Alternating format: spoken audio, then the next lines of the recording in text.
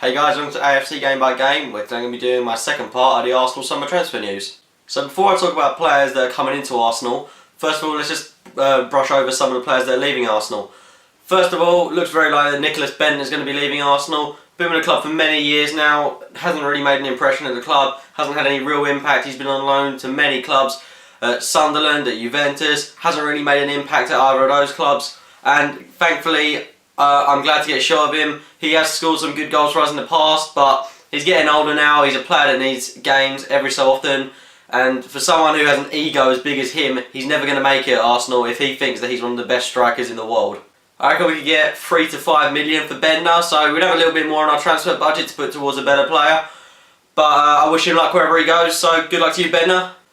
Second player that looks likely to leave Arsenal is Gervinho. I'm honestly surprised, we've only had him 2 seasons, but again, another player that hasn't really made an impact at Arsenal. I thought he looked very exciting when he first came to Arsenal. He was very fast, very skillful, he was scoring goals, but he's just failed to make an impact. He's lacking pretty much all aspects of quality that you need in a player, and he's just taken up another space in the squad really, and he cost way too much to be paid for him. So if we could get 12 million for him now, then wait another season and his value will go down if we continue to play him, because he's just not good enough at the moment, and he should be in somewhere like the French league, because obviously he can't really handle it in the Premier League, otherwise he'd be scoring more goals. But it's reported that Marseille want him, it's also reported that Galatasaray want him. 12 million for him. He's reported to be valued at that price, so yeah, I'd get a shot of him for 12 million. That's absolutely phenomenal. I'd take 12 million for Gervinho any day, and then we could put that money towards an even better player. We don't need any more wingers at the moment. We've got plenty of wingers. Walcott, Chamberlain, Podolski all play on the wings, so I think we're decent for wingers at the moment. So I think it's time that Gervinho really does leave the club. So I've just spoken about players that could be leaving Arsenal. Now I'm just going to quickly talk about some of the players who are being linked with this week. First of all, there's Paul Pogba of Juventus. 20 years old, French international already, didn't make an impact at Manchester United, which is why I'm slightly wary of this player. 15 million is quite a lot to pay for him, especially at his age, and when he was with Man United he didn't make an impact there. I'd have thought maybe last year he'd have made an impact at Man United if he was going to handle it in the Premier League. Maybe it was a case of Man U not playing him, but I would like Paul Pogba at Arsenal, but not for the price that Juventus want for him. I can understand why they want that price. They have only had him for a year, and he is looking more and more promising. He's been quoted by Vieira as being the next Vieira, but if that makes sense. But he's a player that reminds me very much of Vieira. His playing style, he's defensive, he goes forward as well, he scores goals. Reminds me quite a lot of Alex Song as well, except maybe a bit more defensive minded. I would like Paul Pogba at Arsenal, but like I say, I'm a bit wary of the price. One player that I'm really glad we're linked with is Lars Bender of Bayer Leverkusen. This guy's a German international, he's 24 years old and he's a natural centre defensive midfielder. He looks very promising for the future, and he's probably at the peak of his career at the moment, if I'm honest. Very strong player, very determined player, excellent prospect for the future. I would love this guy at Arsenal. He'd cost us about 10 to 15 million, which is a very good price for a player like this. He looks as if he'd adapt very well into our squad, seeing as he already knows fellow German internationals Mertesacker and Podolski. Maybe they'd help him settle in. He's exactly what we need though to help Mikel Arteta in a defensive midfield position, and it will also allow players like Arteta to move forward in the pitch. He just looks like he could be a great influence in the squad. I would love this guy at Arsenal, and I think it's something that could realistically happen. It's exactly what we need. If we don't get Fellaini, I'd definitely go for this guy. I'd also go for Wanyama, but it seems to have died down, the news on Wanyama, so I'm not sure if we're going to get him or not. The next player being linked to is Ilkay Gundogan. The Borussia Dortmund player is very young. He's only just come into his 20s. He's a very good player. He's been capped for Germany already. He's very exciting, but we don't need him. He's an attacking-minded player. We need someone defensive.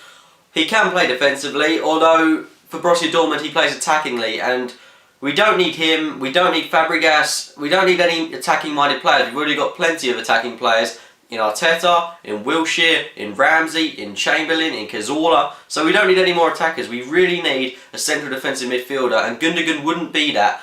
He'd cost us about 25 million as well. He's a very exciting prospect, but we simply don't need him at the moment. And he wouldn't get game time, and he'd be taking game time away from players that do need it, such as Ramsey and Chamberlain, to progress them further. So Gundogan would be someone that I would like, but he's not someone that we need. Like Gundogan, we're also being linked with more and more attacking midfielders. Another player we're being linked with is Younes Belhanda. Montpellier player, I remember he played against us in the Champions League this year. He's a very exciting player, but again, attacking player, and we don't need him. He'd be quite cheap, under 10 million roughly, so a decent price, but we don't need any more attacking players. I wouldn't really want him at Arsenal if I'm honest, because I just don't think we need him. He is very exciting, maybe a player that we could need in 5 years or something, but not someone that we need now. I just really don't think we need to be linked with all these attacking players. I mean, the list goes on. We're also being linked with Goalkeeper. Don't really need him. We're also being linked with Capoue. We don't need him either. All these, and I also think that these players aren't great quality. They're good quality, but they're not great. And if they're not going to get game time, they could just flop, and then we'd be building up more and more deadwood at Arsenal. And that would, like, if we bought all of these players that we're being linked to, that's 30 million that we're paying or something on players that we wouldn't need. I mean, Capoue, Gouffron, Belhanda, we don't need these players. And Gundogan is probably going to be world class in a couple of years, and I would like him at Arsenal, but we don't need him. All these players, these attacking players, don't need them. I'd like them, but we don't need them. It's going to be a waste of our money because we're not spending in the right positions. We need to be spending in that defensive midfield position and not the attacking midfield position. Surprisingly, further up the pitch, we're being linked to Loic Remy. We were linked with him a couple of weeks back, a couple of months back in fact, when QPR got relegated. Surprisingly, that all died down, and I think it's because of his rape allegations.